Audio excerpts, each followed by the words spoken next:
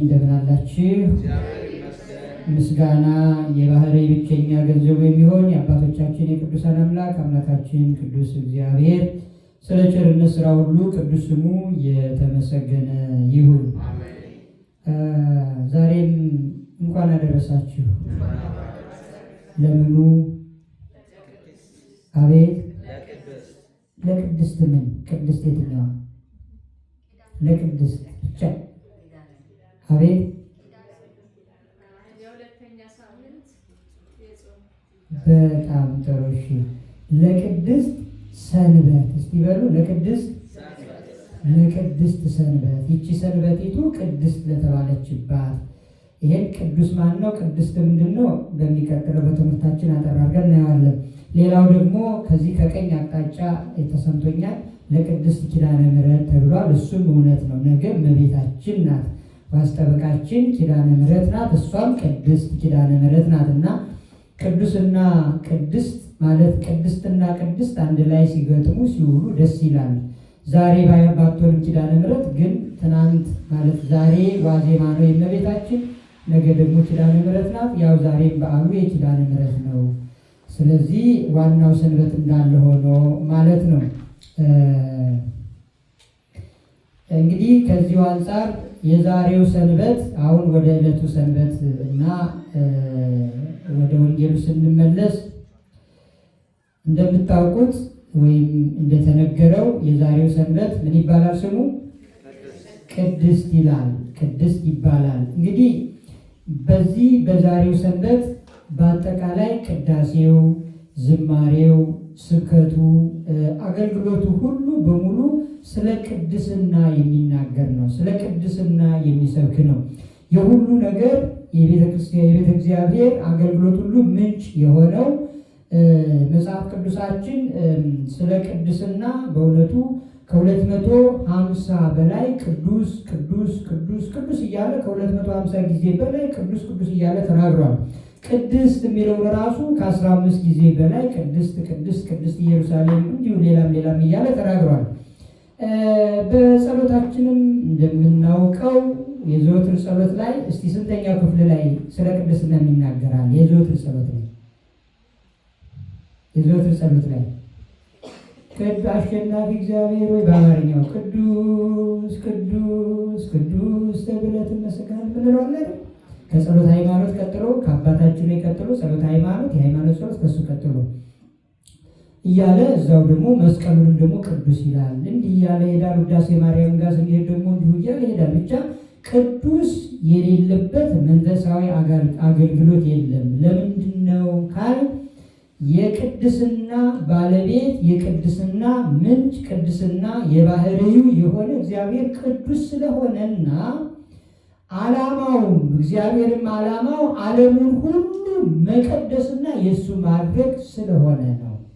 ከዚህም የተነሳ ርዕስ የምናደርገው ወመኑ አምላክ መሐሪ ወቅዱስ ዘከማከ የሚለውን ነው። ቅዳሴያችንም ዛሬ የቀደስነው ቅዳሴ እግዚእ ነው። ቅዳሴ እግዚእ ቅዱስ አምላክ ሆይ ብሎ ይጀምራል። በእርግጥ ሐዋርያትም ሌሎችም ቅዳሴዎች ስለ ቅድስና የሚናገሩ ቢሆንም ይሄኛው ግን ራሱን ቅዱስን እግዚአብሔርን በቀጥታ ይናገራል። ቅዳሴ እግዚእ የጌታ ቅዳሴም ተብሎ ይጠራል። እዚሁ ቅዳሴ ላይ ነው እንግዲህ ቁጥር 67 ላይ ወመኑ አምላክ መሐሪ ወቅዱስ ዘከማከ እግዚአብሔር ሆይ ከላይ ብዙ ይላል፣ ብዙ ያትታል፣ ብዙ ይናገራል፣ ብዙ ይዘረዝራል። እዚህ ጋር ሲደርስ መቋጫው ላይ ምን አለ መሰላችሁ? ጌታ ሆይ እንዳንተ ያለ ቅዱስና መሐሪ አምላክ ማን ነው ብሎ ይጠይቃል፣ ወይም የለም ብሎ ይደመድማል ማለት ነው። እንግዲህ ሁል ጊዜም እንደምንላችሁ በሰዓት የተገደብን ነን። ሕይወታችን ሁሉ በሰዓት የታጠረ ነው። ይሄ ቅድስና በዚች በትንሿ ደቂቃም አይደለም፣ ጊዜ ቢኖረንም እንኳን በአንድ ቀን አገልግሎት የሚያልቅ አይደለም። ቅድስና ብዙ ተከታታይ ክፍል ተሰጥቶት በተከታታይ ትምህርት የሚጠናቀቅ ትምህርት ነው። በጣም ሰፊና ጥልቅ ነው። ግን ቅድም እንደተነጋገርነው ቅዱስ ማን ነው ብለን ብንጠይቅ ወይም ቅድስና ምንድን ነው ብለን ብናስብ ቅዱስ መሆን ለምን አስፈለገ ብለንም ብንመራመር ቅዱስ እንድንሆን ለምን ተፈለገ? ቅዱስስ መሆን እንችላለን ወይ? ከፍጥረትስ ወገን ቅዱስ አለ ወይ? ከእግዚአብሔር በቀር ቅዱስ አለ እንዴ? እግዚአብሔር ብቻ ነው እንጂ ቅዱስ ብለን ብንጠይቅ እንዲህና የመሳሰሉትን ጥያቄዎች ብናጎደጉድ መጽሐፍ ቅዱስ እነዚህን ሁሉ በደንብ አድርጎ ይመልስልናል። የቤተ ክርስቲያንን መጽሐፍት፣ ቅዳሴውን፣ የሊቃውንቱን መጽሐፍት ሁሉም ይመልሱልናል። የመጀመሪያው መነሻው ራሱ እግዚአብሔር እኔ ቅዱስ ነኝና እናንተም ቅዱሳን ሁኑ ብሎ ቅዱስ የመሆን ጸጋንና ኃይልን ከትእዛዝ ጋር አስተላልፎልናል። እንደገና ደግሞ ቅዱስ ማን ነው? ቅዱስ ምንድን ነው? መሆን እችላለሁ? የሚሉትን ጥያቄዎች ሁሉ ሰብስቦ እንዲመልስ ይህንን ቃል እግዚአብሔር ተናግሯል። እኔ ቅዱስ ነኝና እናንተም ቅዱሳን ሁኑ። መጀመሪያ እኔ አለ። ቅዱስ ማን ነው? ቅዱስ ምንድን ነው ካላችሁ እኔ ነኝ። ቅዱስ ማለት ምን ማለት ነው ካላችሁ ቅዱስ ማለት እግዚአብሔር ማለት ነው። ቅዱስ መሆን ይቻላል ወይ ካላችሁ ቅዱስ ለመሆን እግዚአብሔር ይችላል በሉ። ቅዱስ እንድንሆን ማን ነው ያዘዘን ካላችሁ ቅዱስ እንድትሆኑ እግዚአብሔር ነው ያዘዛችሁ። ቅዱስ መሆን ታዲያ እኛ እንችላለን እንዴ? በምን አቅማችን ካላችሁ ቅዱሳን ሁኑ ብሎ ስልጣን ሰጥቷል። ሁኑ ማለት ስልጣን ጭምር ነው። አንድም ትእዛዝ ነው፣ አንድም ስልጣን ነው። የመሆንን ጸጋና ኃይል ስልጣን ሰጥቷል እግዚአብሔር። በቤተክርስቲያናችንም በመንፈሳዊ የክህነት አገልግሎት የስልጣን ተዋረድ የመጀመሪያው ትልቁን ከፍታ ቦታ የሚይዙት ፓትርያርኩ ምን ይባላሉ? ቅዱስ ፓትርያርኩ ይባላሉ። የኢትዮጵያ ኦርቶዶክስ ተዋሕዶ ቤተክርስቲያን ፓትርያርክ አሁን ያሉት አቡነ ማትያስ፣ ከዚህም በፊት የነበሩት ያለፉት ፓትርያርኮች፣ ወደፊትም የሚመጡት ሁሉ ፓትርያርክ አንደኛው ከጳጳሳት ሁሉ ተመርጦ አንዱ አባት ቅዱስ ፓትርያርክ ይባላል።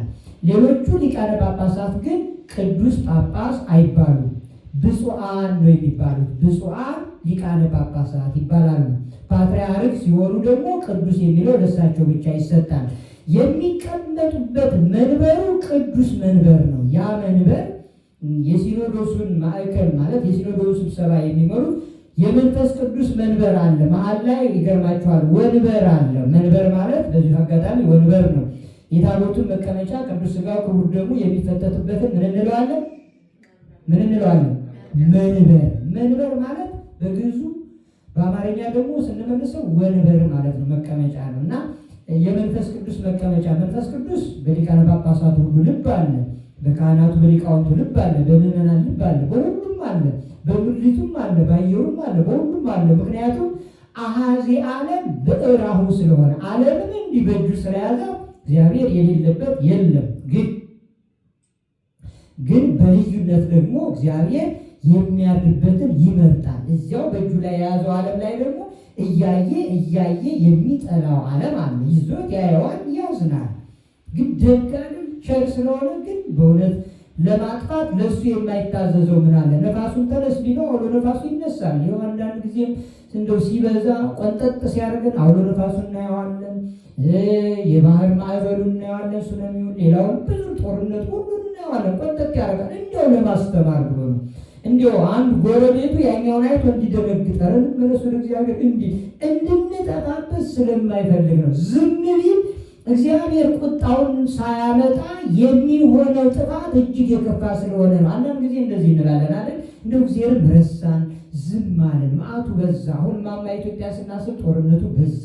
እንደው እግዚአብሔርም እንደው አያሳዝኑትም? ዳስ ሲጨፈጨፍ እንደዚህ የሆነ እንደው ሕፃናት አረጋውያን እንላለን። እርግጥ ነው እግዚአብሔር ያዝናል፣ የማያዝን ሆኖ አይደለም። ግን ይሄ ባይሆን ኖሮ የከፋ ጥፋት ስለሚሆን ነው የምናያቸው ጥፋቶች። በግል ሕይወታችንም በቤተክርስቲያንም በሀገርም በዓለምም የምናየው ነገር ሁሉ ቁጣ መቅሰፍቱ የከፋው ነገር እንዳይመጣ ነው እና ቅዱስ እግዚአብሔር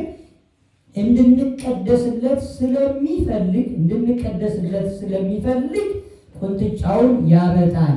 እግዚአብሔር ቅድስና የባህሪ ገንዘቡ ስለሆነ ሰዎች እንዲቀደሱለት ስለሚፈልግ የመቀደስን ስልጣን ሰጥቷል። ነገር ግን የመቀደስን ስልጣን ይስጥ እንጂ እኛ ሰዎች ደግሞ በፈቃዳችን በፍላጎታችን ከቅድስና ይልቅ ርኩሰትን፣ ከመቀደስ ይልቅ መርከስን፣ ከመንጻት ይልቅ እንዲሁ ደግሞ አሁንም መርከስን፣ ከእግዚአብሔር ጋር ከመሆን ይልቅ ከርኩሱ ከሰይጣን ጋር መሆንን እንደው ከስጋዊ ነገሮች ጋር መሆንን እነዚህን ስለምንመርጥ እርግጥ ነው ቅድስና ለእኛ አልስማማ እያለ እኛ ጋር እየደረሰ በሩ ዝግ እየሆነበት እየሄደ ተቸግረናል። መፍትሄው ግን ያለ እኔ ምንም ማድረግ አትችሉም ያለንን አምላክ ሙጥኝ ብለን ይዘን አንጻኝ ትችላለህ። አንተ ከእኔ የምትፈልገው ምንም ነገር የለም። አሁን መባውን አምጡ ብትል፣ አስራቱን አውጡ ብትል፣ ጾሙ፣ ጸልዩ፣ ስገዱ ብትል፣ መስዋዕቱ ብትል፣ ሁሉን አድርጉ ብትል እነዚህ ሁሉ የቅድስና ቅርንጫፎች ናቸው። አንዳንድ ግብአቶች ናቸው። ዋናው አንዱ ምሰሶ መሰረቱ ግን ልቤ ነው። የልቤ ቅድስና ነውና ቅዱስ እግዚአብሔር ቀድሰኝ ካለው ቅርብ ነው እግዚአብሔር፣ ይችላል እግዚአብሔር። ግን እግዚአብሔር በእኛ ልብ ላይ እንዲነግስና እንዲሰራ እኛ እጅ መስጠት አለብን። እኛ የምንሰራ ከሆነ እግዚአብሔር አይሰራም። አንድ ስራ አንድ ሰው ችሎ ከሰራ ይሰራል።